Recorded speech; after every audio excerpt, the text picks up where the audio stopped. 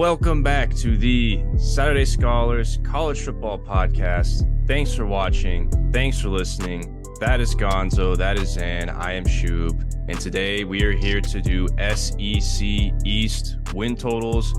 We saved the best for last, boys. I'm very excited. The SEC, always a fun conference.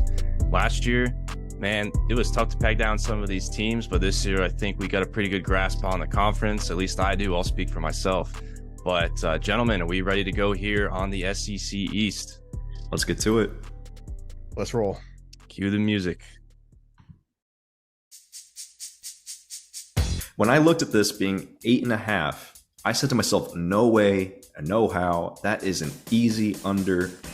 But then I opened my handy dandy notebook and I did a little bit of research.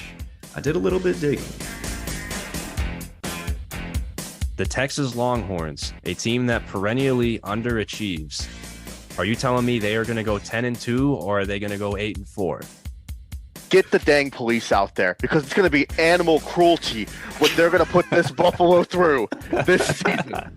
Thank God that certain things are legal in Colorado because you're going to need a lot of that to watch this team.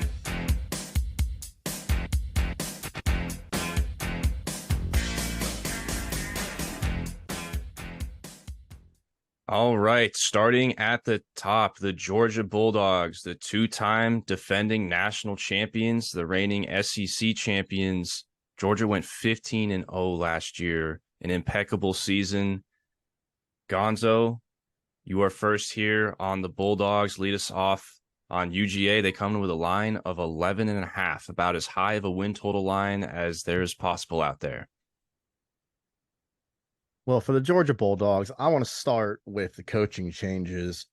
Todd Monken leaves for the professional ranks, and you bring a familiar face in with Mike Bobo as the two-time defending champs.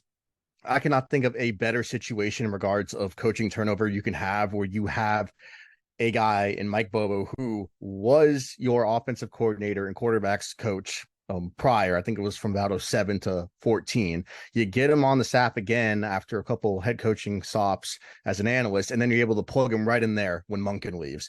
And as for the guys who'll be coaching, I mean, Carson Beck and Brock Vandegrift, you know, they may have more upside than Stetson Bennett had before he had come to Georgia. Of course, Stetson, very decorated, will always be remembered very highly in the wars of UGA football. And that is an absolute hole, losing him. He just provided so much. You know, he may not be a 15-year NFL guy, but he got drafted and was one heck of a college player. So it'll be interesting to see how Bobo utilizes Carson Beck or former five-star Brock Vandegrift. And even Gunnar Stockton can maybe come in and provide some support. So even though you lose that veteran experience with Stetson, I still think you got two absolute dogs, no pun intended, there at quarterback.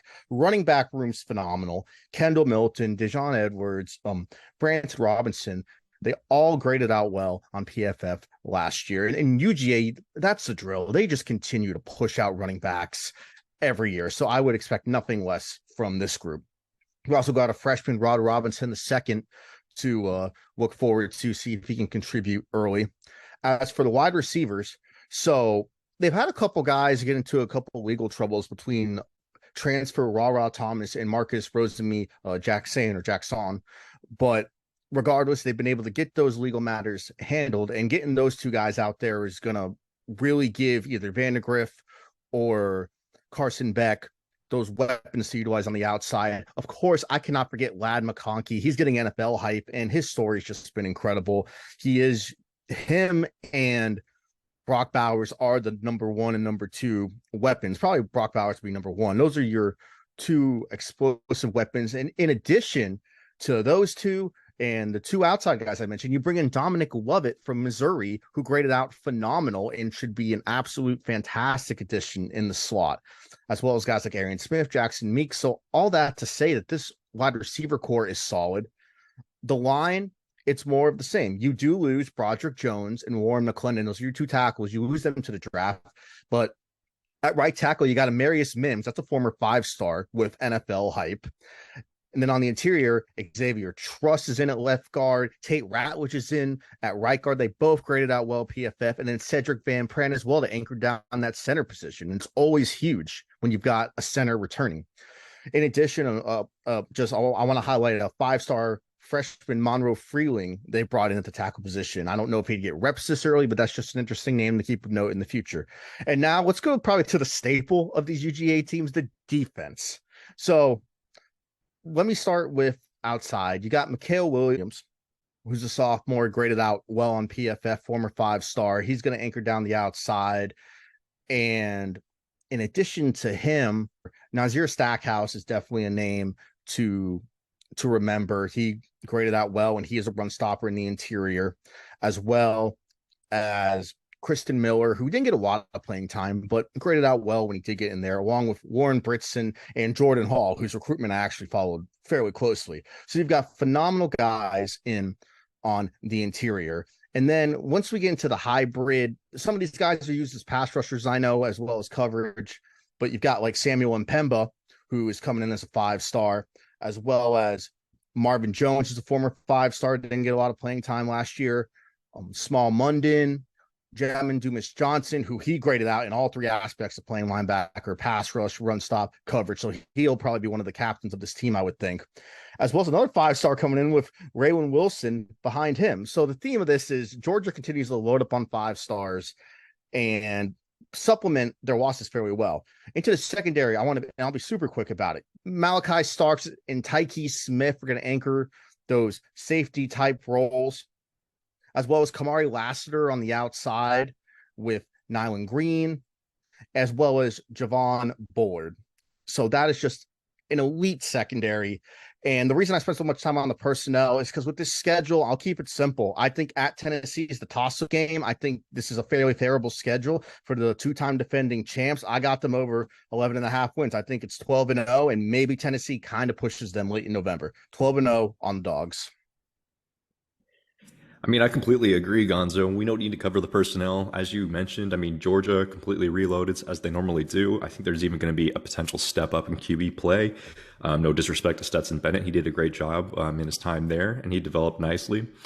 But it's going to be interesting to see what like a highly recruited quarterback does behind that UGA offensive line with the weapons that they have and the development that they have. So I think there is definitely a higher ceiling for UGA's offense. Granted, Todd Monken leaving is something to be concerned about, but Mike Bobo is definitely a good supplement. Let's look at the schedule again. UT Martin, Ball State. Those are both slaughters, probably 60-0 both games. South Carolina, that's like 55-7. UAB, Auburn, Kentucky. Okay, so they're 6-0. Vandy 7-0. And then off the bye week, you play Florida and Jacksonville. You get a whole bye week to prepare against Florida, who's not supposed to be that good this year. That's going to be probably a slaughter. Shoob, are you going to go to the game? I definitely won't be there. And then they get Missouri, who actually gave them a good fight last year in Columbia. And actually, I'm a little higher on Missouri this year. Maybe Missouri gives them a little bit of a fight this year, but ultimately they're going to win that game. Ole Miss at Tennessee. I agree, Gonzo. At Tennessee is the only one that's kind of questionable because Tennessee does have home field there. And then they play Georgia Tech. So, I mean, I'm with you, man. 12-0. If they lose a game, I mean, it's going to be to Tennessee. And I don't think that Tennessee is going to be able to beat them. Tennessee's lost a lot, although they're still a quality team this year. But Georgia's just too stacked, man. Over on Georgia. All right, we got 2 overs on UGA at 11.5. So for me, I don't really see any holes in this roster at all. The only place where I think that they downgraded was offensive coordinator. I think that Todd Monken was a big loss, a really big loss. I think that he's irreplaceable. He's one of the best OCs in the game. I know Mike Bobo might be all right, but you just don't replace that play calling skill from Todd Monken. So I see that as a downgrade. But I mean, Carson Beck, like you guys said, he has the potential to be just as good as Stetson Bennett. And then, they were number 1 in defensive efficiency last year and offensive efficiency. Shocker, UGA was number 1 in offense and defensive efficiency. Offense probably regressed a little bit, but defense, I mean, I don't see how they won't be number 1 again. I mean, it's insane. And then the schedule, it basically boils down to whether or not you think they're going to go undefeated. It's sitting there at 11.5. Will UGA go undefeated or will they not? I'm with you guys. I think the only possible slip-up game is probably Tennessee. I think this coaching staff has that Bryles offense figured out to a T because there was only one team last year that really shut down Tennessee's offense. That was UGA. They not only have the talent to do it, and they also have the coaching acumen to do it. Alabama has the talent. They did not have the coaching acumen. Tennessee bombed away on them. So UGA, I think, knows how to prepare for Tennessee, and I think they obviously will be ramped up for that game. I mean, maybe there's a slip up, but I'd say more unlikely than not. I'm going to go over here. I think it's more likely they go 12-0 than they go 11-1. So 3-way consensus on Georgia going undefeated here. Man, they're getting a lot of flack for the schedule, guys, but in their defense, one, they don't have to play themselves, and two, they did have Oklahoma scheduled in non-con, but the SEC made them take away that because obviously that would interfere with OU joining the conference next year with that home and away split. So, I mean, it is what it is, but it's pretty hard to imagine Georgia not going back to the SEC championship game. All right. Well, with that being said, it's time to move down here to Tennessee. Vols, man, last year, what a season for Tennessee fans. It was a season that they will certainly never forget. That Alabama game, the storming the field, all that. Definitely a big highlight of the season. They also beat up on LSU too, which I think kind of got overlooked last year. Big wins for them against those teams, something they hadn't done in years. 11-2 last year. Josh Heupel's third season at the helm in Knoxville. Xan, take us away on the Vols. Their win total is 9 even. The Vols are once again going to be a pretty solid team, but there are some things to really look at here. So let's cover what they were last year. Last year, offensive efficiency 4th. Definitely saw that in droves. It was very abundant that they had such a great offense. 33rd in defensive efficiency, 17th line yards, 105th sack rate, but that's more so from a product of Hendon Hooker than offensive line. Now, one thing that's kind of concerning is that TARP rating of -9 generally means regression. They did lose a ton from their offense. They did lose, as I just mentioned, Hendon Hooker, but they bring in, or they still have Joe Milton, who in relief, I mean, he had 1,000 yards, 10 touchdowns, no picks. Very, very good stats. Although I think it's more of a system thing for Joe Milton. We've seen him not have success in previous locations, Michigan mainly, and he's struggled in the past. But we'll see. I think he can thrive in this system, and they'll definitely still be a pretty good offense. And if something happens to Joe Milton, you've got Nico Lamalieva like in waiting right there to come in and supplement that production. Let's see here. And then off to running back. They returned both their really good running backs, Jalen Wright and Jabari Small from last year. That's huge for them. It's a lot of production returning. Losing Jalen Hyatt and Cedric Tillman is certainly going to be an issue, but they return Brew McCoy, bring in Deontay Thompson from Oregon. And then they have a few other people who are going to have to step up to fill those voids. I do like one of the transfer tight ends they brought in, McAllen Castles from Campbell, who will give them a nice little red zone presence and grades really well as a run blocker. So that's going to help with the returning tandem of running backs.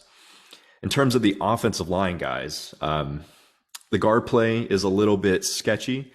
They lost their best tackle, but they did bring in some transfer players and bring back their center, Cooper Mays. Ultimately, the offensive line is probably going to take a little bit of a step back. I would expect that to be the case, although it should still be a very respectable unit. I don't know how much of this offense was a product of Alex Golish's system versus what Tennessee just has there as a whole. So Joey Halsey taking over, I don't know if that's going to be a step back. I don't know if they'll be able to maintain that same level of proficiency on offense, especially under with Hendon Hooker being gone. We'll see. We have seen that Joe Milton has been effective in this offense, but again, man, I think the factor here is the loss of Alex Golish. I do expect some regression on offense, given that they've lost some wide receivers, given there's a new QB, although he's put up some good numbers in limited time. But at least the running backs return. Offensive line, man, taking a step back. Moving over to the defense, Tennessee runs kind of a 3-3-3 hybrid where they kind of bring a man up and down, dependent on the situation. So good news on defense, guys. Corners, they return Donico Slaughter, graded out pretty well versus run and pass. They bring in Gabe Ejudi-Laley from BYU, who graded very well against both run and coverage. So they improved at the corner position. In terms of safety, they returned two of their top safeties, who were both graded out pretty well on PFF, very respectably. And then they bring back their linebacker Aaron Beasley at the next level, who is very good against the run. Although we can't note that without mentioning they lost Jeremy Banks, who's definitely going to be missed in that unit, but they bring in 4-star Keenan Pili from BYU. Although he didn't grade well at BYU per PFF. He still is a 4-star talent, so there's some athleticism there that can perhaps be harvested in the new system. We'll see. They definitely wanted to go gut BYU this cycle. Now, in terms of defensive line, they were 23rd in defensive line yards and 92nd in defensive line sack rate. So a pretty good run stuffing defensive line last season. The defensive tackles, for the most part, they have good depth at that position, although there's no true standouts. They lost Byron Young to the NFL on the defensive end, but they returned their best pass rusher in Tyler Barron, who was ultimately going to help keep that line where it is. Ultimately, I don't really expect too much regression on the offensive line. The defensive line. I expect it to kind of stay more to the course of last year and still be a pretty respectable unit, especially in run stuffing. Now that we've kind of covered the actual personnel of the team, let's look at the schedule for Josh Heupel's follow-up season to last year's magical run. They start with Virginia.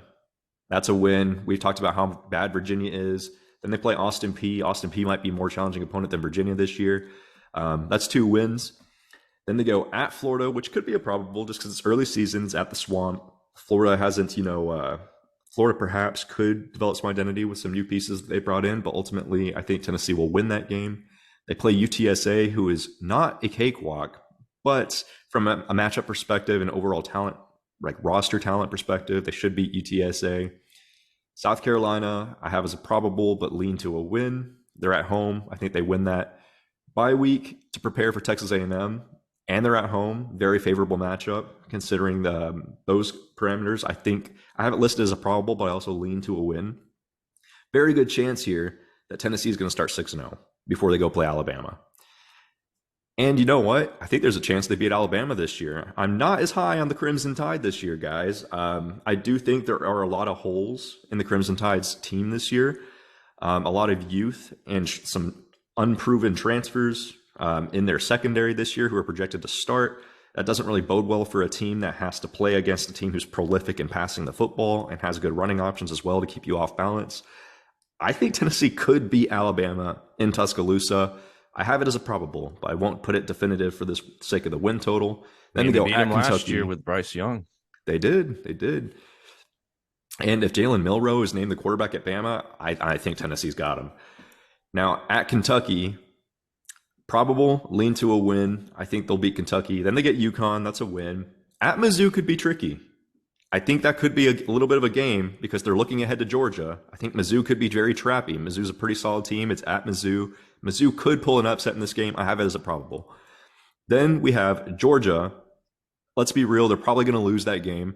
And then they finish the season with Vandy to recuperate their loss versus Georgia. All in all, I think in the worst case scenario, I see Tennessee going 9-3, and that's like the worst case scenario. So because of that, I'm going to go over on Tennessee. I think 10-2 is pretty likely. Yeah, I'm pretty much with you with just about everything on Tennessee. As far as the offense, the advanced numbers actually really like Joe Milton a lot. And I don't know what I saw Joe Milton do against Clemson. Again, Clemson had a really good defense last year in the Orange Bowl. I think that there's a chance Joe Milton could be better than Hooker. I don't know if I would bet on that, but I'm just saying I think it's in the realm of possibility here. Especially with this system, of course, like Milton's just going to put up numbers by default because of the Bryles offense. But anyways, with the skill position players coming back, it's hard to see a drop off. I'm with you on the offensive tackle concerns, especially left tackle with the loss of Darnell Wright to the first round. And then Campbell is that next guy up. Like you said, Xan, his PFF grades are not great. That is a little bit of a concern. And then the defense, I think one of the main drivers behind why I'm higher on Tennessee this year is because of the defense. I'm actually high on this defense, guys. Like, I think the defense is going to be even better than it was last year. They were 33rd last year overall. I think there's a chance they jump in the top 25 because of all the guys that got coming back. I think it could take another step forward. I love the experience returning and the great depth on the D line and in the secondary. I think this could be a top 10 offense and then potentially top 20, top 25 defense. That's a really good sign if you're a Tennessee fan. And then the schedule, non-con 4-0. Just don't be completely asleep when you play UTSA. Just don't be half asleep when you play the Roadrunners, but you should be 4-0. And then Yeah, the one thing that I don't like is that their West draw is a little bit tough because they draw Alabama obviously away, which they do every year, and then they got A&M, which granted it's at home and it's off of a bye week. I still do favor Tennessee over A&M, but could have gotten an easier West draw. And then one thing that about Tennessee last year, one thing that concerns me, remember last year they kind of played down to their opponents a little bit. They almost lost. Remember they went to overtime with Pitt last year, and then they got smoked by South Carolina. Tennessee plays down to their opponents. Look who they have away this year: at Florida, at Kentucky, at Missouri. One thing that concerns me, if they continue that trend of playing down to opponents, I could see them easily slipping up in one of those games.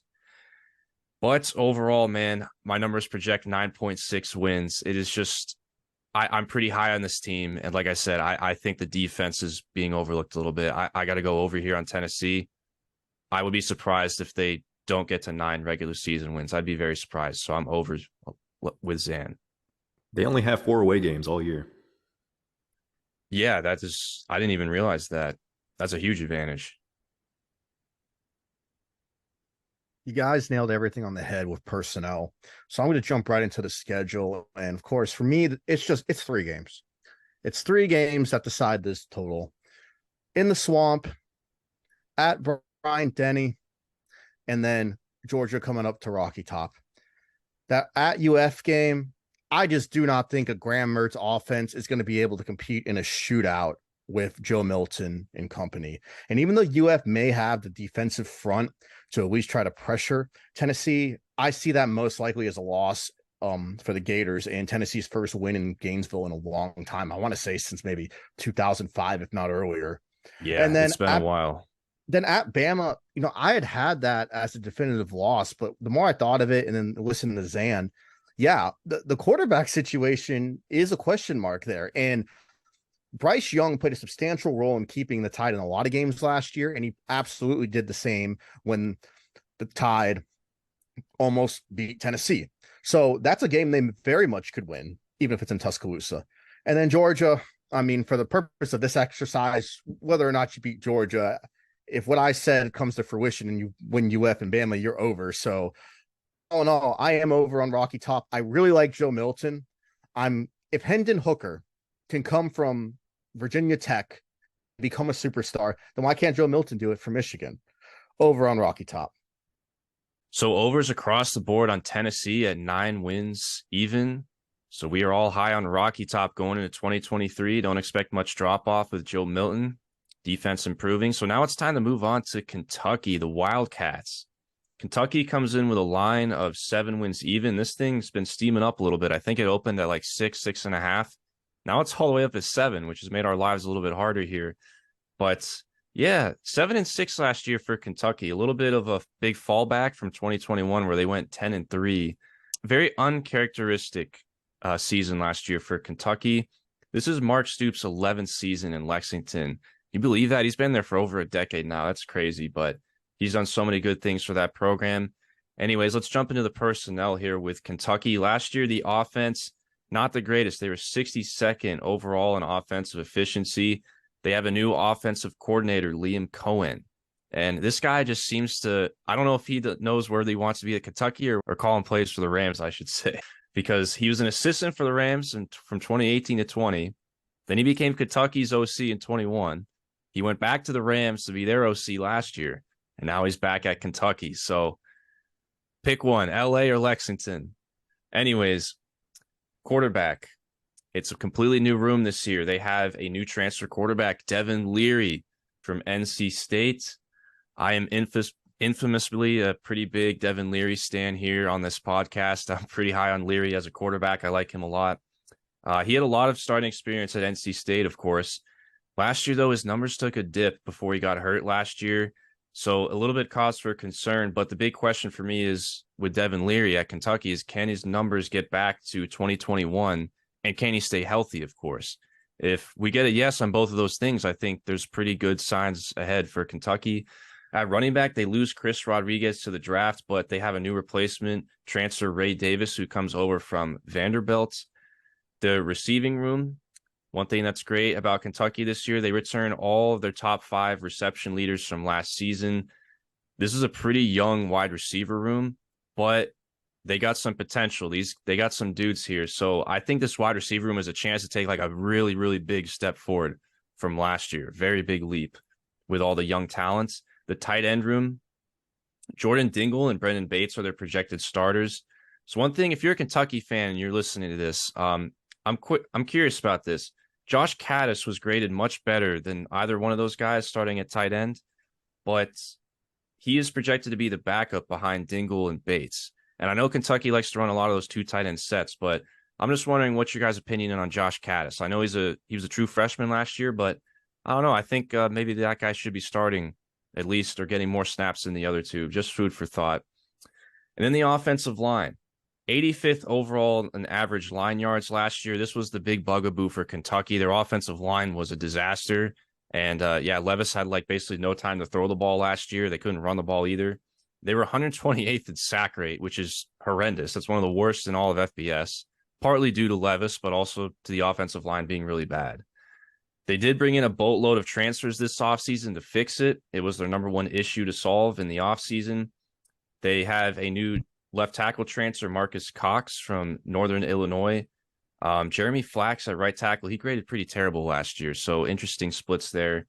And then they did do a lot of shuffling last year, and they'll probably do a lot of shuffling again this year. Most of these guys that they have returning didn't grade out well, but Mark Stoops said that he wants to get back to that physical brand of football that Kentucky's been used to playing to. So I'm going to give him the benefit of the doubt and say the offensive line is going to be better.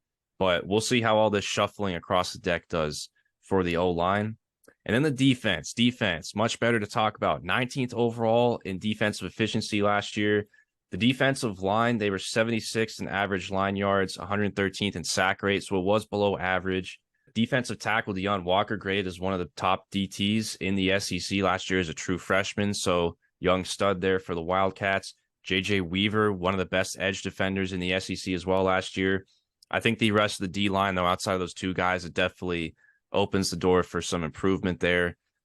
And then the linebacker room. I like the linebacker room. It's decent with lots of returning experience with Trevin Wallace and De'Aaron Jackson. And then the secondary, you got Kydron Smith at corner, who was a big loss last year. He was graded the number 2 corner in the SEC. So that was a big departure. However, they got Andrew Phillips, who returns at corner. He was very solid last year. And they got a 4-star transfer corner, JQ Hardaway from Cincinnati as well. And I like the safety room with Xan Shoob and Jordan Lovett. So overall, I think the defense will be solid once again. So this is what I think with Kentucky. When I go here and I look at their schedule, I think best case scenario here is they start out 5-0 before they get to that UGA game.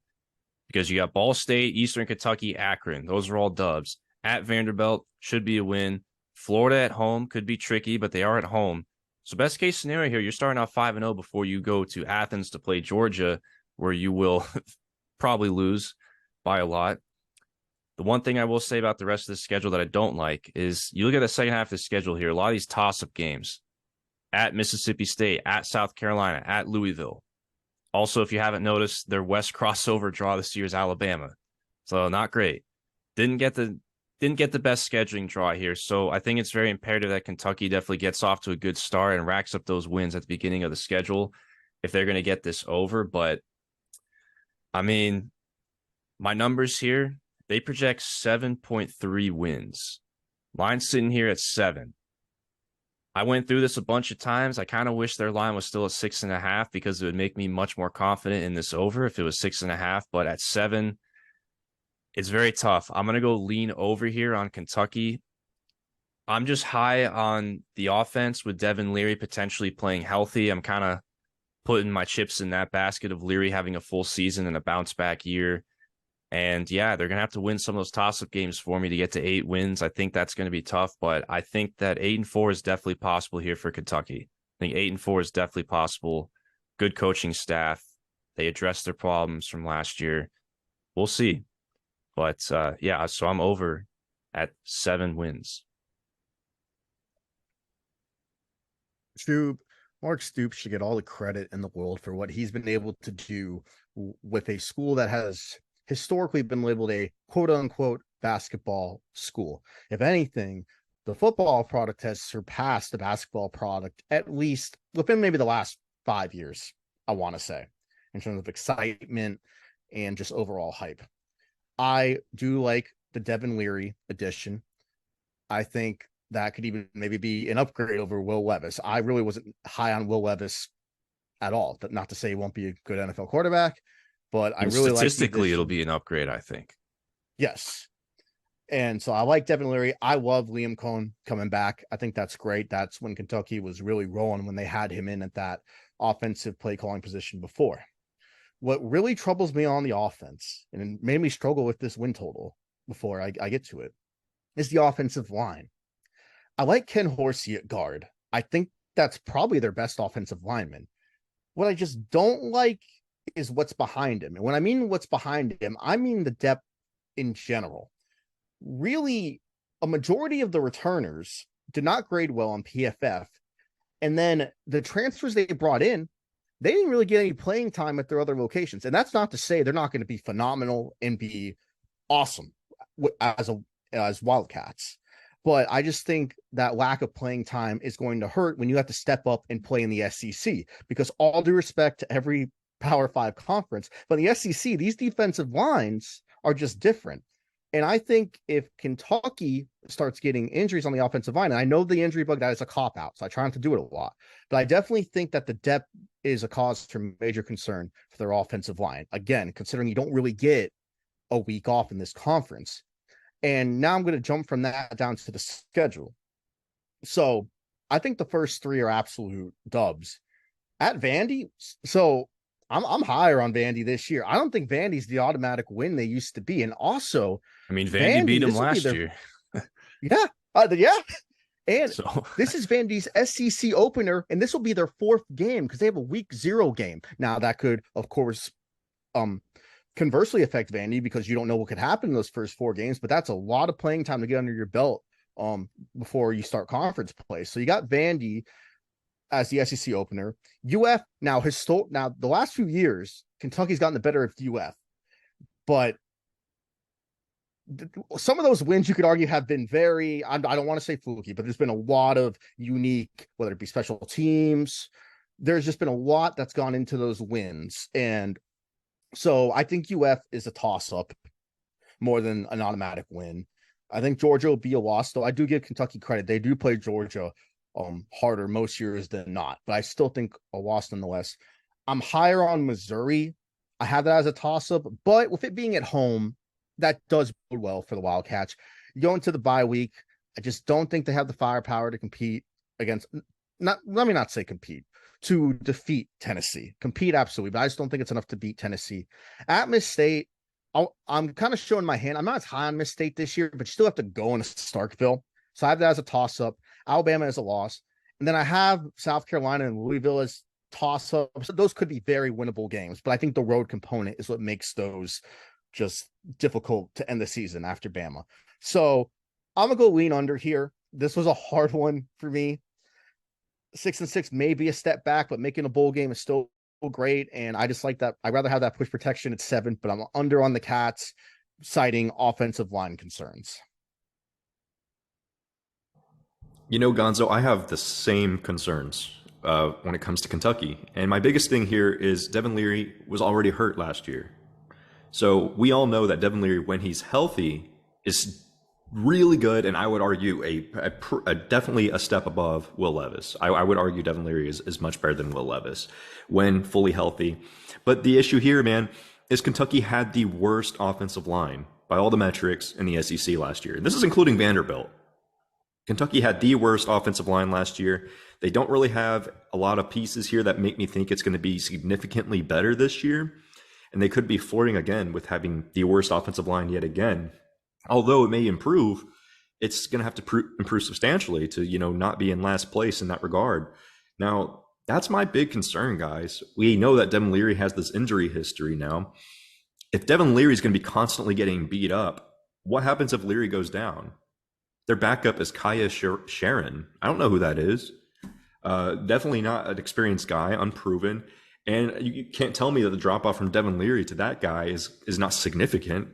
I have big concerns for Kentucky when it comes to that specific aspect of their game. And then losing Chris Rodriguez is big too. I know you bring in a 1,000-yard rusher and Ray Davis from Vanderbilt, but his yards per carry splits were 4.5 yards per carry, and he's going to a worse offensive line. I think the running game is going to take a step back too, guys. So I know that there's some potential with the wide receiver group. I know that the secondary is still going to be pretty solid, but ultimately I have too many concerns. There's too many things that could happen that could make this team completely bottom out. And for that reason, I'm not as high on Kentucky. I agree. The first 3 games are wins. Ball State, Eastern Kentucky, Akron. That should be a smoke show. It should be 30-point games. It shouldn't even be close. Then at Vandy, I think is tricky. I'm sorry, Kentucky fans. I think that's a tricky game. I really don't think that's a gimme, as Gonzo alluded to. I do lean for Kentucky to win that game. And then they go Florida at home. But Florida is tricky as well. I mean, that's a game where Florida, Kentucky fans, you guys hate each other. That is a game both fan bases really want to win, especially Florida, because Kentucky has gotten the best of them in recent years. So that's definitely a probable. Then you go at Georgia, which is an L. You play Mizzou at home, luckily, but Mizzou is a pretty quality team this year that I think a lot of people may struggle with. Then you go into the bye week. Tennessee, you at least get a bye week to prep for Tennessee, and you're at home. So that gives you a good chance to be competitive in that game. But ultimately, I think Tennessee gets you. At Mississippi State, I think is a probable. Mississippi State's a little hard to predict this year, but they're still always a pretty well coached team. All their offensive and defensive efficiency metrics support that.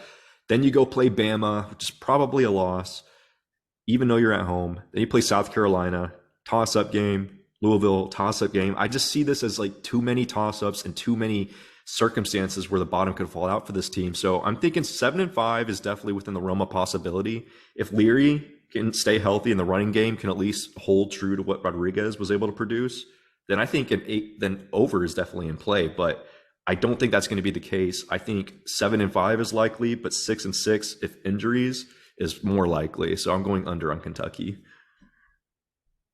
Man, y'all are really making me feel like I'm sending it here on this over. But I'm really just kind of praying that they really got their you-know-what figured out along the offensive line. But very valid concerns from you two gentlemen. So we got 2 unders at 7 wins on Kentucky and over from me. So it's time to move on down to Missouri. Missouri fans, you guys notoriously gave us a pretty hard time last year with saying that when we went under on Missouri's win total, when it was just down at 5 wins last year. And hey, I'll give credit where credit's due. You guys were correct. We were definitely overlooking Missouri. We think we were citing offensive concerns, but we really overlooked how much the defense was going to improve last year. And the defense for Missouri was actually really good last year. And Missouri, honestly, they got some pretty unfortunate breaks on a couple of games, like that Auburn game. That was ridiculous. But anyhow, Mizzou fans, I'll tip of the cap. You guys were correct. Maybe this year we can make amends for this. Maybe this year we will be high on your team. Maybe we'll be more optimistic. The Tigers said with a win total of 6.5. Gonzo, take us away on Mizzou. So we've got a new OC. We got Kirby Moore coming in from Fresno State. I love that hire. I love what he did with Jake Haener. I am very intrigued to see what he does with Brady Cook. I am presuming that Brady Cook will be the starter here. We got guys like Jake Garcia and Sam Horn in the wings, but Cook should be the guy. So I'm intrigued to see what Kirby Moore, along with Eli Drinkwitz, I know the Alpha Nerd does not just solely let plays get called without his input. I'm intrigued to see what they do with Brady. I like the running back room. I like Cody Schrader. I like Nathaniel Pete. Not only are they seniors, they graded out very well on PFF last year. So that's great to have a running attack that you can rely on. Into this wide receiver room, let me start with the obvious, Luther Burden, the former 5-star. From what I've heard, they've moved him to slot, and they're going to be utilizing him out of the slot with Theo Weiss, former 5-star, the Oklahoma transfer. He'll be in at one of the outside spots with Chance Looper, who missed all of 2022 with an injury. Mekhi Miller as well will figure into that rotation as a slot guy. At tight end, really nothing in this room blows me away. In fact, I'm kind of keeping my eye open for Brett Norfleet. He's a freshman. So I'm looking to see an impact that he can make in his first year on campus. Offensive line, I have concerns with the depth, but I like who's coming back. I like Javen Foster and Armand Membo at tackle. Foster graded out well on pass and run blocking, while Membo graded out good on pass blocking. You bring in a center, Cam Johnson. He graded out well at guard last year, but he's going to be moving to center, and you do have some depth behind them, even though Tolson and Heismeyer didn't do too well in playing action, according to PFF. And then just a couple of other names on this line I wanted to let y'all know about is EJ Ndoma Ogar at right guard and Marcellus Johnson at right tackle, with Johnson being an Eastern Michigan transfer who graded out in both blocking schemes on PFF. So he can provide some support from the tackle. Ndoma Ogar at guard. On to the D line, you lose Trajan Jeffcoat, DJ Coleman, but Johnny Walker returns, and he was a good run stopper, good at rushing the passer. On the interior, I love this interior. Darius Robinson's going to stuff the middle with Christian Williams, who graded out phenomenal in run stopping, as well as Josh Landry and Realist George. And by the way, guys, these are all seniors. That kind of senior veteran leadership on the interior depth defensively is huge. And moving to linebacker, again, seniors. Tyron Hopper graded out fantastic last year, as well as Chad Bailey. Those are going to be your two just dogs on that second level. And then the secondary, like I was saying with the O-line, I have depth concerns here. Both the starting corners returning, Chris Abrams-Drain and Ennis Rakestraw, and they both graded out well. In addition, the safeties graded out well with Jalen Carleys and Joe Charleston, as well as Daylon Carnell in that star nickel type role. So I really like the secondary. If they stay healthy, that I don't want to say a no-fly zone, but there's going to be some flight traffic going on back there. So now into the schedule. The South Dakota Thursday night kickoff is a dub. Middle Tennessee State's a dub. You know, I had Kansas State as an auto loss at first, but I think that might be more of a toss-up, and that does stem back from our convo from the other pod. Check that out if you get a chance, Big 12 win totals. So that could be a toss-up, but I lean loss. Memphis is a win. At Vandy, even though I'm high on Vandy, I mean, that should be a W, but I do have it as a toss-up, but more likely than not a win. LSU at home, I think, is a loss, even though LSU did lose the last time they went out there, but I think that would be a loss to the Tigers. Then I have Kentucky and South Carolina as both toss-ups. So if you could just split one there, Missouri, that would bode well for the total. You get a bye week to prepare for Georgia, but I don't think that really would matter, even though they did give him a hard fight last year. And Harrison Memphis is back, by the way, so you still have that weapon at kicker. But I think you lose to Georgia on the road, and then you lose to Tennessee at home. And then honestly, I have the UF and at Arkansas as toss-ups because historically, Florida going into Columbia to play Missouri has not boded well for the Gators. So maybe the Tigers can clip them. And then depending where Arkansas is at, maybe Missouri has a chance to clip the Hogs on the road. So I think my rhetoric is kind of giving it away. I am over on the Missouri Tigers. I really like what they have bringing back. And for me, I just need this O-line to stay healthy. Yeah, I mean, Missouri's got a lot to be excited about this year, +4 in net TARP rating. 74th offensive efficiency last year, guys. I think that's going to improve this year, especially with a young quarterback being more ingratiated in the system. I mean, Brady Cook had almost 3,000 yards passing, had a 2-to-1 touchdown to interception ratio, which is always good. And they brought in Jake Garcia, so they've got a decent backup there. So they have options there in case Brady Cook goes down. You've already covered the wide receivers and everything else on there. I do think that the offensive line is still going to be somewhat what it was last year, 44th sack rate, 80th in line yards. I do see a chance for some slight improvement there. But ultimately, they're still going to have a pretty average offensive line, I think, which is all you really need to be competitive. Offensive line just can't be terrible. In terms of Kirby Moore, he only has 1 year as an OC calling plays at Fresno. So that's a little concerning for me because he had Jake Hayner as well. So we don't know what it's like for him to call plays because he was calling plays against lower competition with an elite quarterback. It's kind of hard to know what his floor is and versus his ceiling when it comes to play calling as a coordinator. So that's something that sticks out to me a little bit.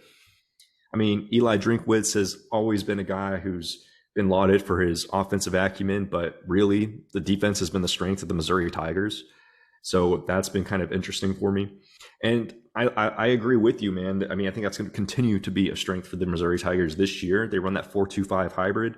They lost to Caleb Evans, starting corner, to the NFL. He was drafted, but they do return 2 guys with a lot of experience, as you mentioned, who both grade out very well for PFF. They have good safeties returning. They have good linebackers returning. And their defensive line was 13th in line yards. Very good run stuffing defensive line, and 13th in sack rate. Very good at getting to the quarterback as well. This defensive line is really good, guys. This defensive line is elite. They did lose Isaiah McGuire, who got drafted to the NFL off the edge, but ultimately they bring in Myles Gaddy to kind of supplement that from Jackson State, and then they return a bunch of interior guys. You already mentioned it. Christian Williams, Darius Robinson, Jaden Jernigan. They are so stacked in the interior. I love it. This Missouri defense is very good all around. This is a top 20 defense easily. And potentially, I think there's potential for them to be a top 15 defense this year. Let's look at the schedule. South Dakota win, Middle Tennessee win. Kansas State is tricky, man, but they're at home versus Kansas State. I'm kind of leaning to a win there. Memphis win, Vandy win. So I'd say 4-1 to 5-0 coming out of the first 5 games. Right there, right off the bat. And they're already well on their way to their total.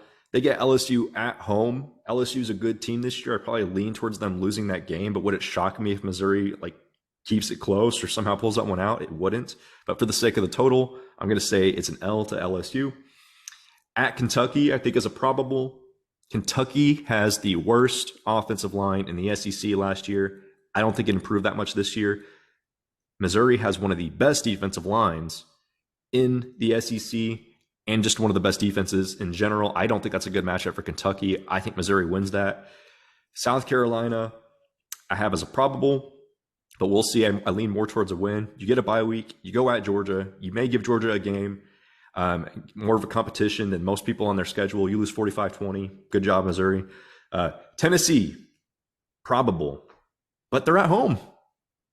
I think that's definitely one that Tennessee may struggle with. I think Missouri is a very tricky team this year, but for everybody. Then you play Florida, who I think for some reason, even though they're at home, I think that could be a very problematic game, especially because Florida at that point in the season may be playing to try to get bowl eligibility. So Billy Napier is trying to keep his job at this point in the season. So this could be a very hard push by the Florida Gators. And then you have at Arkansas, which I think is actually very tricky because Arkansas is a very quality team this year. I like Missouri for the over, guys. I actually think 7, maybe even 8 wins is on the horizon for Missouri. I like them a lot, guys. Give me the over on the Missouri Tigers. Wow. All right. So we got a big over from Xan, Gonzo over as well at 6.5. So can I complete the trifecta and come full circle on Missouri after last year where we just got ragged on by their fans?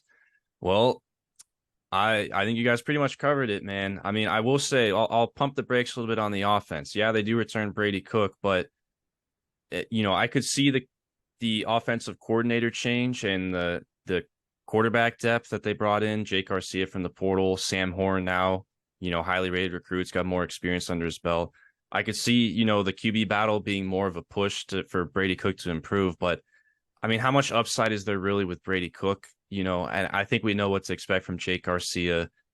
Not much there. And then Sam Horn, I mean, there might be a reason why Sam Horn's been kind of, back down on the depth chart to this point in his career.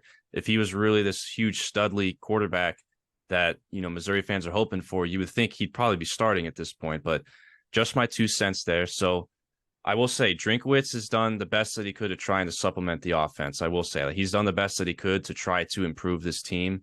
Losing Lovett too is not the greatest, but anyhow, the defense, yeah, I love the defense, guys. I love it too. I'm with you, Xan. You said it could jump into the top 15. I agree. I think they could jump to the top 10 potentially. I mean, they have 8 starters returning. This defense is loaded. The linebacker room is outstanding. And then as far as the schedule, non-con is actually, I actually view the non-con as a little tough. Obviously, you have Kansas State. I still think Kansas State's a slightly better team, but of course, Mizzou's at home. I think there's a good chance they can beat Kansas State, but I still favor the Wildcats slightly in that game. And then, Middle Tennessee, hey, I'm just saying, these G5 games, we always just look over the schedule and all right, win. I mean, Middle Tennessee State went down and beat Miami. They beat the Canes' ass last year. So I just want to say, like, don't be half asleep for that game. And then Memphis is, a quality G5 team. They're one of the better teams in the Americans. So yeah, you should win those games, but it's like, don't be playing bad and turn the ball over 3 times, or you actually might lose those games. So, just that's my point here is non-con can be sneaky, kind of tricky here. I think most likely they go 3-1 in non-con play. I think that's conservative. Say they go 3-1. And then, SEC play, it is tough that they draw LSU in the crossover this year, so that definitely doesn't help. But, I think that they can get to 7 wins potentially. My numbers actually have them at 6.5. So my numbers actually have the win total on the dot. So it was very hard for me to come to this conclusion. Like, do they win 6 games? Do they win 7? This is ultimately what it boiled down to for me. Missouri last year, they were 2-4 in one possession games. They had some tough breaks in one possession games last year. Remember the Auburn game last year? Like, they should have won that game. I mean, God, I couldn't imagine being a Missouri fan. That must have been, I couldn't have think of a worse way to lose a game like that. But anyhow, I'm going to give them the benefit of the doubt. We doubted them last year. It's time to give Missouri a thumbs up here. Full circle, 3-way consensus on the over at 6.5 for Missouri. So there you go, guys. We are over on Missouri at 6.5. So hopefully that's a good sign for Missouri fans this year. I think we all agree they probably have potential to be the 3rd best team in this division, right? Yes. Yep, for sure. Their defense is crazy. Absolutely. No, Drinkowitz has low-key done a pretty decent job. I thought last year there was a chance he could be fired if it didn't go well, but he's low-key doing a decent job there. But anyhow, it's time to turn the page. Let's move down to South Carolina, the Gamecocks. What a season for them last year. I mean, I thought that this was crazy how the season ended up. I just remember, what was it, early November, they went down to the Swamp. They got throttled by Florida by like 40 points. And I looked at the schedule, and it was like the next 2 games were Tennessee and Clemson. I was like, oh, yeah, they're going to go 6-6. Like, I'm going to hit this under on my win total and get some cash in my pocket. No. They beat the tar out of Tennessee, which like came out of absolutely nowhere. Spencer Rattler played the game of his life. And then they beat Clemson in Death Valley. Like, what a crazy season. They finished last year 8-5, 8-4 in the regular season. I mean, that must have been a crazy roller coaster ride for Gamecocks fans. This year, the win total sits at 6.5. Xan, take us away on the Gamecocks. South Carolina, I had a lot of issue with their win total, guys, sitting there at 6.5. I was very lean to one side or the other, very hard to predict. Last year, very average. Offensive efficiency 50th, defensive efficiency 58th. Offensive line play wasn't very good. Line yards 108, sack rate 65th. Guys, they do have some turnover on the offensive coaching staff. Marcus Satterfield is leaving for Nebraska. They bring in Dowell Logains, who was previously the Arkansas tight end coach. Let's look at the pieces they have on offense. Spencer Rattler returns, which has been a solid quarterback. He had a really good finish to the last year, and he looks to improve on that this year. So hopefully there's something to be done with that. It's always good when you return a starting quarterback with experience.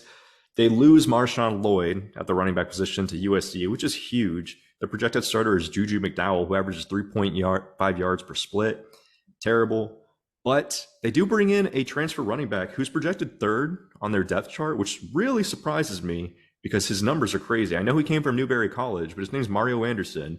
He had 1,560 rushing yards, 19 touchdowns on 7.5 yards per carry. I know it was at lower level, but considering that your starter is a guy who's averaging 3 yards per carry, you would think that this guy would factor in to get some carries. So we'll see how that one works out. I'm kind of surprised by that, but we'll see. These are just this is just one source I saw. We'll see if he ends up playing. They return wide receiver Antoine Wells, their top guy, almost had 1,000 yards at 6 touchdowns. And in the prior season, he had 15 touchdowns and 1,250 yards. So this guy can ball. He's definitely a stud. They bring in Eddie Lewis from Memphis, brings in 600 yards and 7 touchdowns of production. Lose Jaheim Bell, lose Austin Stogner. These guys like to use their tight ends. But luckily, they bring in 2 4-star transfers at the tight end position, and Joshua Simon from Western Kentucky, who had 7 touchdowns. Not a lot of yards, but 7 touchdowns. Just tells you he's a red zone specialist. And then they bring in Trey Knox from Arkansas, who no doubt is following the new OC in from his last location. When I look at the offensive line, there are some returners, but the interior offensive line is kind of suspect to me. Definitely consider it a weakness. They lose offensive tackle Dylan Wonham. They at least return Jake Moore, and they bring in a tackle from Western Illinois, Sidney Fugar, who's expected to start. But ultimately, I expect their offensive line to take a step back, and they already weren't the best offensive line unit last year, and that's a little bit of a concern for me when it comes to South Carolina, as it bodes to protecting Spencer Rattler. Now we look over to the defense. They return their coordinator. They run a 4-2-5, and they return their best corner, O'Donnell Fortune, who is an absolute elite guy in coverage, but they lose Darius Rush. So that's another guy who was very good in coverage as well. So ultimately at the corner position, you're going to have some inexperience there taking in and expecting to come in and keep the secondary strong. The safeties guys, Nick Emanwari returns, decent player. Then they return DQ Smith, who's a young guy. But both these guys are true sophomores, so there's definitely potential there for them to take a leap and improve. So we'll see. That'll be interesting to notate how that's going to look. Definitely probably going to be a decent unit this year. Some potential. Linebackers guys, losing Brad Johnson, guy who's been there forever. Return Debo Williams, good versus pass rush, kind of sucks at everything else per PFF grades. Defensive line, terrible, guys. Oh my God, the defensive line is bad. Like, this is the absolute Achilles heel of this South Carolina team. 126th in line yards, 129th in sack rate. They can't stop the run. They can't sack the quarterback. It's rough, guys. They lose Zach Pickens to the NFL. They lose Jordan Birch to Oregon. They lose Gilbert Edmond to Florida State. They retain Tonka Hemingway, who's at least a solid pass rusher, and they bring in Jerron Willis from Ole Miss. But ultimately, their D-line looks to get worse, guys, and I don't know how that's possible. Unless some young guys really step up here and, help improve this situation, their D-line is going to be pretty dang bad again. So anyone with a decent offensive line or a good running attack is going to really take advantage of this team on defense. That doesn't bode well for me, and I think that's why I was able to finally settle on my total. Let's jump into it. Schedule, North Carolina, probable. We know North Carolina doesn't have the best offense. That could be a shootout. Best defense. That could be a shootout. Furman, they got a good offense. Yeah, they got a good offense. They don't have a defense. Furman, that's a win. At Georgia, L. That's going to be a massacre. I'm sorry, guys, but it's at Georgia. That's a massacre. Mississippi State is a probable. At Tennessee is an L. Bye week to prepare for Florida. You at least get Florida at home off the bye week. I think that gives you the edge in that game, but ultimately I have that as a probable. At Missouri, I have as a probable, I lean to a loss. At Texas A&M, I have as a probable, I lean to a loss. Then you get to breathe a little bit. After all these probable, most likely losses, you get Jacksonville State, who was actually pretty decent last year, if you really look at it. But nonetheless, from a talent perspective, you should be able to handle Jacksonville State. You should be able to win that. Then you get Vandy. Vandy is no pushover, guys, especially this late in the season. Vandy might be trying to get their total right there if they haven't gotten it already. But anyway, I think they beat Vandy. They're at home. Then they get Kentucky, probable game, and then they play Clemson. I don't think they beat Clemson twice in back-to-back years, although they really gave a shellacking to Clemson last year, so it'll be interesting to see. But Clemson does have, one of the Riley brothers at OC now, so that's going to be tough for them. Ultimately, guys, I think I see 6-6 for the South Carolina Gamecocks, which means that's an under. Well, Xan, I'm glad that you were highlighting the offensive line and defensive line concerns, because that is a massive problem. And I mean, it is a massive problem. Lines of scrimmage for South Carolina, very no bueno. Very no bueno.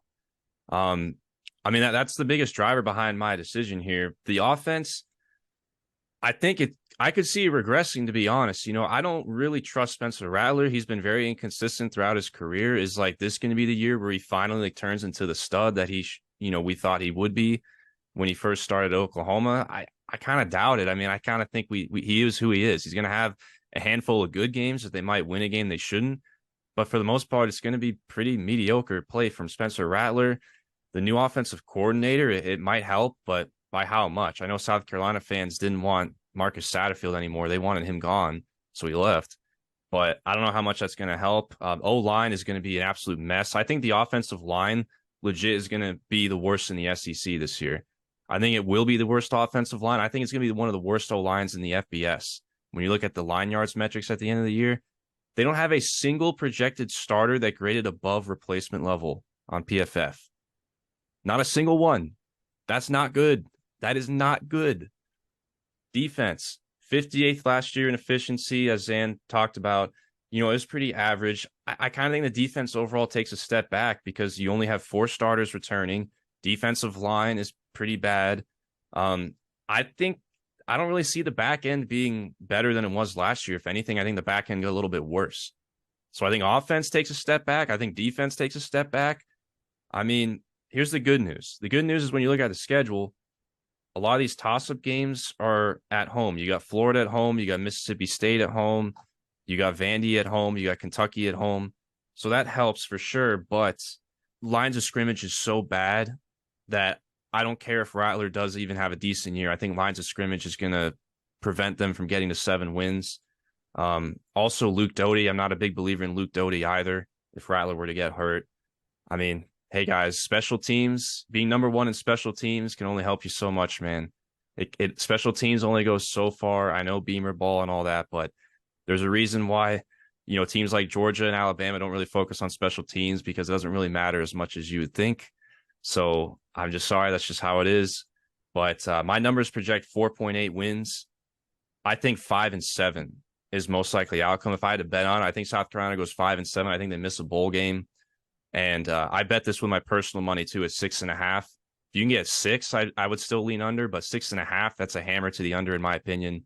So I am a heavy under on South Carolina. Sorry guys, but I just calling it like I see it. I think lines of scrimmage is going to be a really big issue for you guys this year. Before I break down the schedule, I want to highlight one player in particular, and that's freshman Nicholas Harbor. And the reason I say this now is because this man is going to be a superstar in years to come. He has track speed and can play either tight end or defensive end. So keep Nicholas Harbor's name in mind for the future. Now for the present. So looking at the schedule, I see 2 bona fide slam dunk wins. Furman, Jacksonville State. I see 3 pretty much guaranteed losses. Georgia at Tennessee, Clemson. The reality is Clemson had no offense last year and fumbled a punt to cost them the game. And I give a tip of the cap to South Carolina for winning that game. But I just do not think, like Xan alluded to, I do not think a second straight win over Clemson is likely. And now for the rest of the schedule, it's tough for me because it's just toss-up territory. UNC to start the year. I mean, that's the first game. There's so many unknowns. I mean, we know UNC's defense is bad, but it's possible they could lose a shootout. It's possible they could win a shootout. Then Miss State. I'm not as high on Miss State, but again, that's just one where it could go either way. Skip down the UF after the bye week. They've clipped UF here and there. It's been a kind of a consistent flow, but I mean, the dudes that UF has on the defensive line, I mean, they'll feast on this offensive line, assuming UF is healthy up to this point. Then at Missouri, we just all went over on Missouri, and it's in Columbia, so I lean loss there. At Texas A&M, I do lean a loss there, and then I honestly have Vandy and Kentucky as toss-ups, and just Vandy being better, like I've been saying, makes this a hard assessment. So with 6 toss-up games, I just don't think it's more likely than not that they win more than half of those. I think it's a step back. I think 6-6 is possible. It's an under. I guess I'm selling Beamer stock at its highest right now. I think he's a phenomenal coach, but I just don't think 7 or 8 is it this year. I think it's under for the Gamecocks, but they have much to look forward to moving forward, I think. All right, so 3-way consensus here on South Carolina on the under at 6.5. I know the Gamecocks, they've been recruiting offensive linemen really well the last couple classes. They got a couple high 4-star guys. So, I mean, they're trying to address it, but it's going to take another year or two, I think, before offensive line can, have that talent come in and take a step forward. But, hey, man, Beamer ball, special teams, man. Special teams, they were number 1 last year in FBS by like a huge margin, but it can only take you so far, man. It can only take you so far. But anyways, through a consensus on the under at 6.5. I highly recommend that as a shoe play. That's one of my best bets for this conference. But anyhow, it is time to move on to Florida. Let's head down to Gainesville. We have two Florida alums here on the podcast. Me and Gonzo both went to Florida for undergrad. So I will lead us off on my alma mater. The Gators come in with a line of just 5.5 wins. Man, that's just sad, man. It's just sad. You don't want to see your team coming into the season with a win total that's under a bowl game. But perhaps there is hope on the horizon. We shall see. Gators went 6-7 last year. It's head coach Billy Napier's second season in Gainesville. Offense last year, offense was definitely the highlight of this team. They were 22nd overall last year in offensive efficiency. They have a new quarterback. Out is Anthony Richardson. In is Graham Mertz over from Wisconsin. A lot has been said about that transfer. I mean, overall, it's a downgrade at quarterback. It is. The passing numbers between Mertz and Anthony Richardson are about the same. They kind of had similar passing numbers, but the difference is Anthony Richardson was very explosive running the ball, and he really made up for it with his running ability, and that's why he got drafted number 4 overall. So Mertz can't really run that well, so that is a overall downgrade at quarterback. At running back, good news, they returned Montrell Johnson and Trevor Etienne, put up great numbers last year, but offensive line probably will not be as good this year, but we'll get into that here in a second. The receiving room, they do lose 2 of their top 3 receiving leaders from last year. Ricky Pearsall does return. Pearsall, one of my favorite players on the team, very solid player. Rest of the receiver room does have some potential, but is very young and inexperienced. You're going to have guys like Caleb Douglas, Marcus Burke, Dante Zanders at tight end, guys that are going to see a lot of starting production that didn't really play a lot last year. And then the offensive line, very solid last year. 51st in average line yards generated. That's Billy Napier's bread and butter. He's good at developing offensive line, and it was solid last year. Austin Barber at left tackle. He's a good player. He was great as the 3rd best offensive tackle in the SEC. Either Damian George, who came from Alabama, or Lindell Hudson, who transferred from FIU, they're going to have to replace Keontae Goodwin, who left the team for personal reasons. So Goodwin was projected to be our starting right tackle, but in case you haven't missed the news, he is gone now. So it'll be one of those two who replaces him. So that's definitely not a good sign. And then as far as the interior, O'Cyrus Torrance was the number 1 graded guard in all of college football last year. There's a reason he was a first-round pick. The replacement is going to be Micah Mazkua from Baylor, who is solid. So decent replacement there. But overall, offensive line is definitely going to take a step back from last year. And then the defense. Defense been a problem for a few years now. It did get better last year, 59th overall in defensive efficiency. Only 4 starters return, however, off of last year. There is a new defensive coordinator in town. Patrick Toney, he was one and done. He came into Gainesville 1 year, and then he just left. He dipped for the NFL. Austin Armstrong is the new DC. He comes from Alabama. He was the linebackers and safeties coach at Alabama. I've actually heard a lot of good things about Austin Armstrong, though he does not have any play calling experience. So we shall see, but just reading the tea leaves as a Gator fan, I've heard a lot of good things about him. Defensive line last year, it was a weakness, 78th in line yards. They lose Gervon Dexter to the draft, but they did bring in a handful of decent transfers, Cam Johnson over from Memphis and Caleb Banks from Louisville to help the depth. So I thought that was appropriately supplemented along the defensive line. Guys, Des Watson, Big Des, he was the best graded defensive tackle last year. Do you guys realize that? I was shocked when I saw that. This man's 6'5", 415 pounds, for those of you who don't know. He just looks like a complete, like he just stands out on the field. That was shocking to me, but good for him. Anyways, they do return Princely, Uman Milan, and Justice Boone, who are decent guys along the edge as well. So I think the offensive line is going to get better this year, guys. Linebacker, big loss with Ventrell Miller. Shamar James, he's going to be one of his replacements. Shamar James, highly rated recruit, of course, has some potential. And then at defensive back, you have Jason Marshall and Jalen Kimber, who are returning. They both have potential to take a step forward this year. Safety room, however, it's going to be very young and experienced. That could be a weakness for this team. Kamari Wilson and Miguel Mitchell projected to be the starters. So this defense, just in general, a lot of young and inexperienced starters, but the talent is there for sure. So we shall see. Now looking at the schedule, man, the schedule is tough. Opening the year at Utah at Rice-Eccles Stadium. Listen, there's a chance Rising might be hurt for that game, but all signs point to Rising being healthy for that game. He's going to be back and fully recovered from surgery. So that's definitely a lean loss there. Utah is very tough at home, even though we beat them last year in the Swamp. McNeese, that's a win. Tennessee, it's going to be tough. Charlotte's a win. Overall, when you look at this schedule, they draw Arkansas from the crossover at home, which I think is favorable. But you obviously have to play Florida State this year. Florida State's going to be pretty good. When I look at this team and I look at this schedule, this non-conference did not do us any favors with Utah and FSU. Lots of toss-ups our way, like at Kentucky, at South Carolina, at Missouri. Definitely scheduling dynamics are not favorable for the Gators this year. However, my numbers project 6.6 wins. And that's not me being a homer, I promise. The numbers are very high from what I use on Florida this year. And I promise that's not me being a homer. I think a lot of that has to do with just roster talent.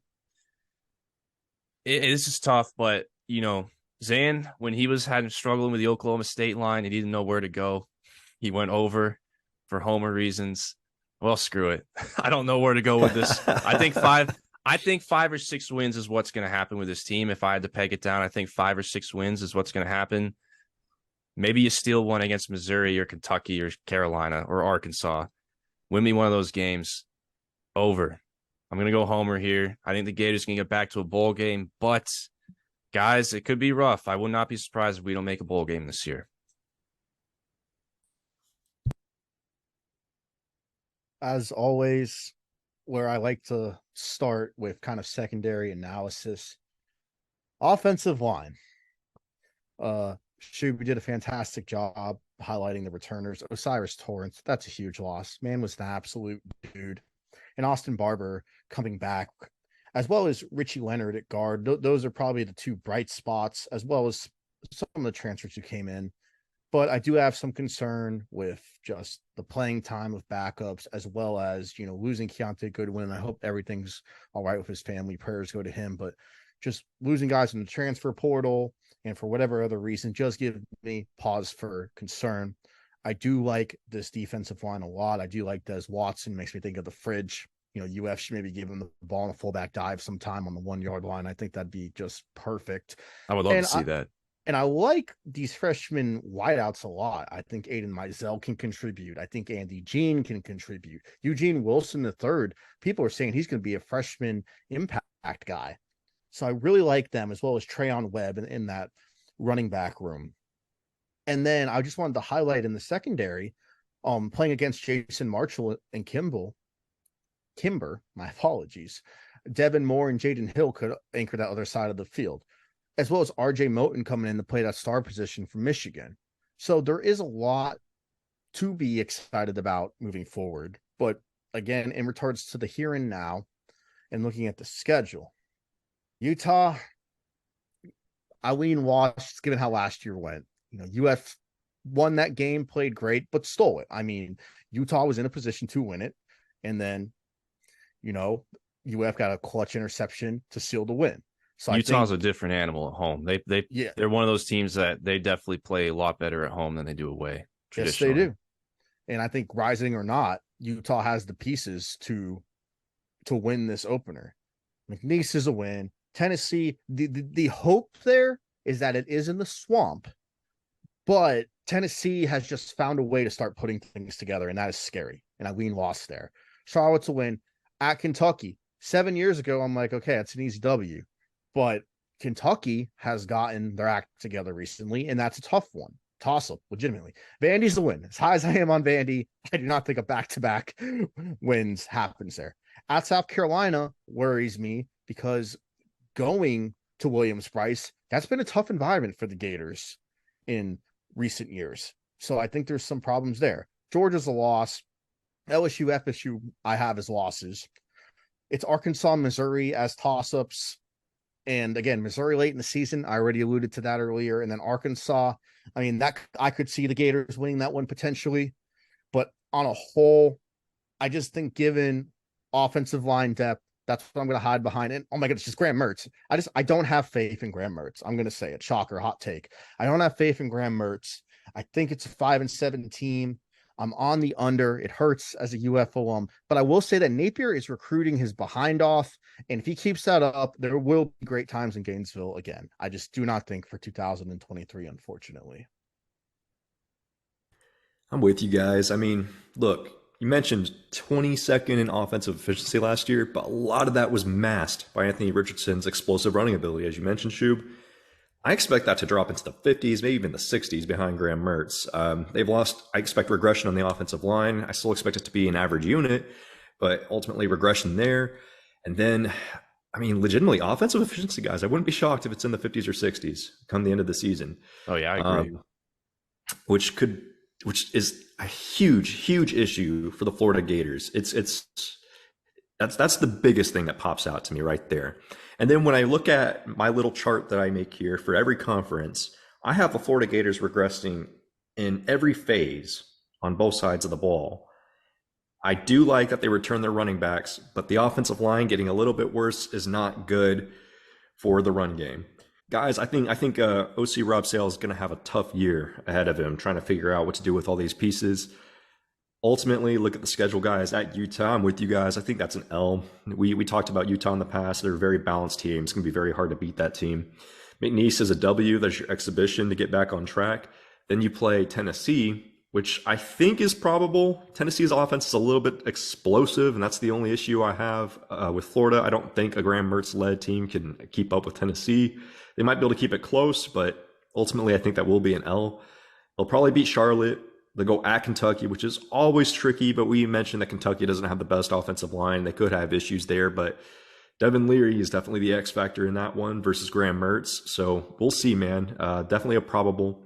Vandy I have as a probable lean win. We can't forget that Vandy beat them last year. And then at Carolina I have as a probable. Then the bye week. You know what? They should prepare for Arkansas during that bye week because they're not beating Georgia off that bye week. That's an L.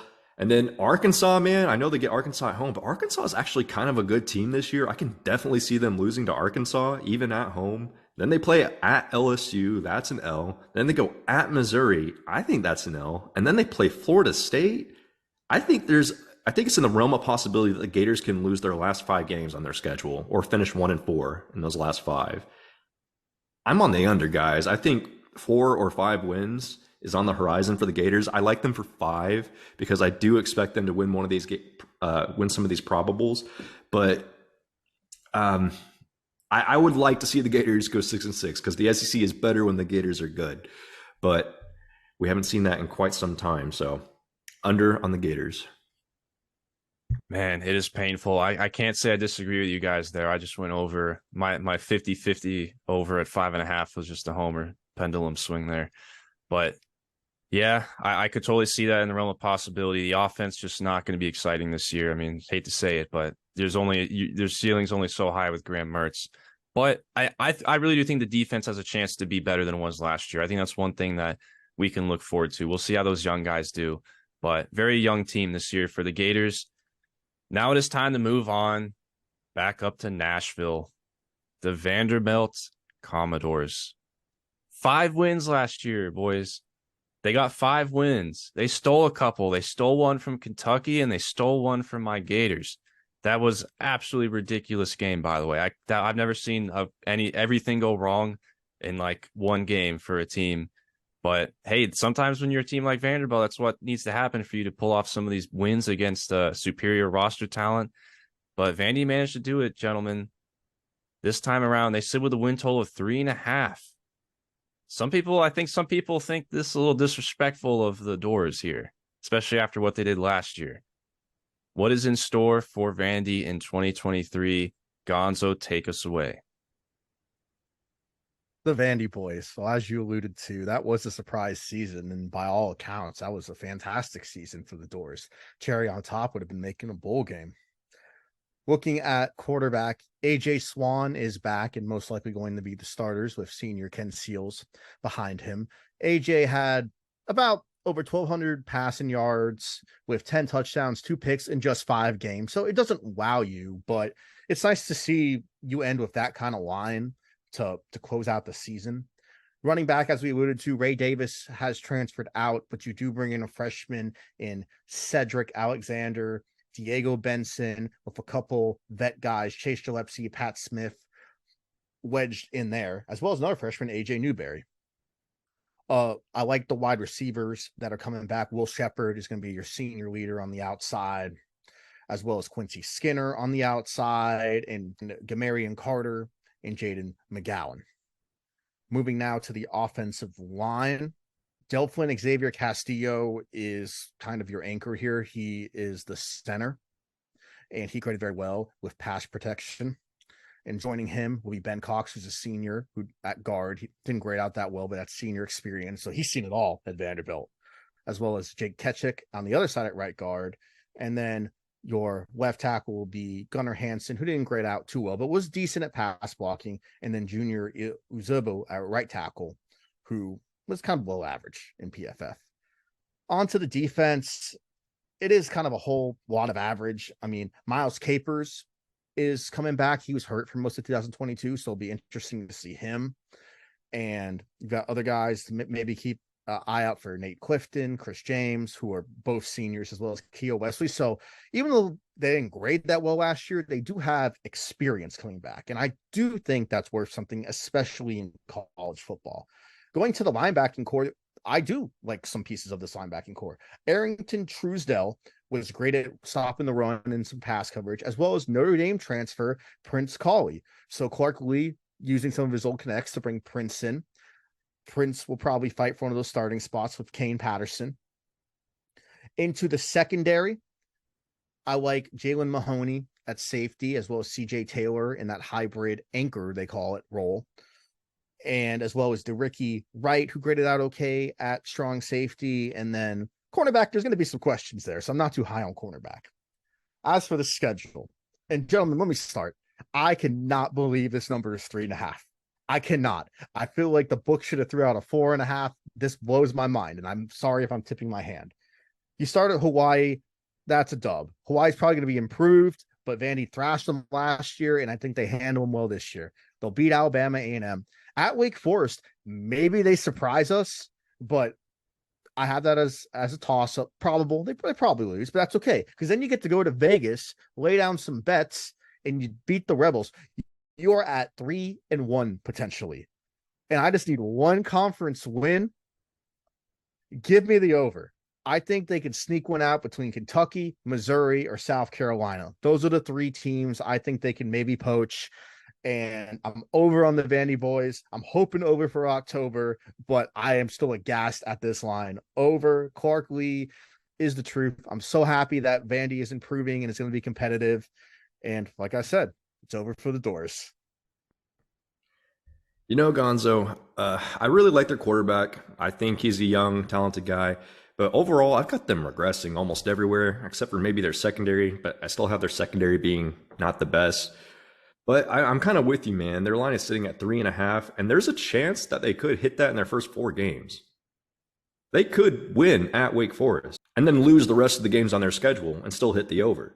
I don't really think they can beat Missouri. I know they're at home, but I'm thinking Auburn and South Carolina are games that they can certainly maybe raise some eyebrows in. Maybe Kentucky, maybe Florida. There's 4 teams right there in the SEC that I think could be caught slipping against Vandy. So that's your insurance right there. So if they don't go 4-0 right out of the gate, you've got insurance right there. So this is another one. We talked about Vanderbilt last year hitting their total before, like, what was it, October? Yep. They could do it again this year in their first 4 games. That Wake Forest game, if they win at Wake Forest, their over is sealed because they're not losing to UNLV. And Wake Forest, we mentioned, has a lot of question marks. They could beat Wake Forest, guys. So we'll see. I do favor Wake. Wake's at home, but I think it's within the realm of possibility that Vandy goes 4-8 this season. I think it's more likely that Vandy goes 4-8 than 3-9. Give me the over on Vanderbilt. All right, 2 overs on Vandy. Well, oh, man, I feel like I'm a serial killer for doing this. Under. So I do share the same sentiment. I'm not confident in this at all, by no means. My numbers project 3.3. So I'm like 0.2 of a shade to the under here, but I think 3 to 4 wins is most likely for sure. I don't see them getting more than 4 wins. I really don't. Here's my main reason. I think AJ Swann's a downgrade from Mike Wright. Total yards per play last year, Mike Wright, 6.81. AJ Swann, 5.47. Mike Wright was really dynamic. He could run the ball well. AJ Swann can't run the ball well. I think AJ Swann's actually a bit of a downgrade from Mike Wright. It just comes down whether you think they can steal an SEC win to get to 4 or they, steal one on the road at Wake Forest. I think South Carolina is actually their most winnable SEC game. I'm not very high on all at South Carolina. I think that's one where they can get an SEC team. I'm a little bit higher on Wake Forest than you guys are. I'm a believer in Mitch Griffiths as their quarterback, so I favor Wake Forest in that game. But yeah, I'm going under. I think the other factor here is, here's the thing. Last year, Vanderbilt was able to sneak up on people because nobody expected them to win 5 games. This year, I don't know if they really have that element of Vandy like sneaking up on teams because they beat Florida last year and they beat Kentucky. You can't tell me those teams aren't going to be wanting to beat Vanderbilt this time. Those are revenge games this time around. I don't necessarily think they have that element of, hey, we're going to sneak up on you and other teams are going to completely overlook Vandy. I don't think teams are going to overlook Vandy for good reason this year. But it's one of those things where, that Florida game, guys, like that was the most fluky things I've ever seen happen in my life. Like a ball bounced off a guy's shoe and went straight to a Vandy player and returns it for a pick 6. Like that stuff. Come on, that was a little pretty lucky there. It was 30 degrees. What about Kentucky though? They also beat Kentucky. They did, but Kentucky had, me starting at quarterback. They got really lucky. They played Kentucky when they were pretty much like playing a skeleton team. So I just think, I'm sorry, guys.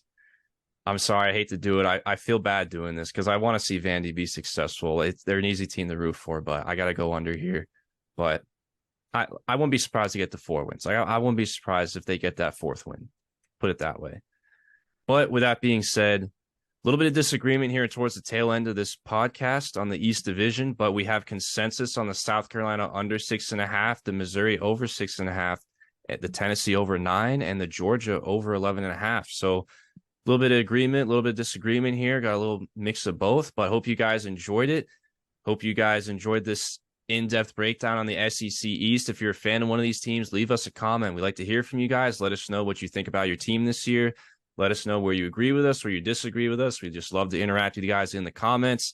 Keep it respectful and thoughtful, of course. And with that being said, leave a like if you enjoyed this video. And if you're listening on podcast, leave us a good review. We would appreciate it. So, for Gonzo, Xan, and Shoob, this is the Saturday Scholars signing out. See y'all later. Have a great day.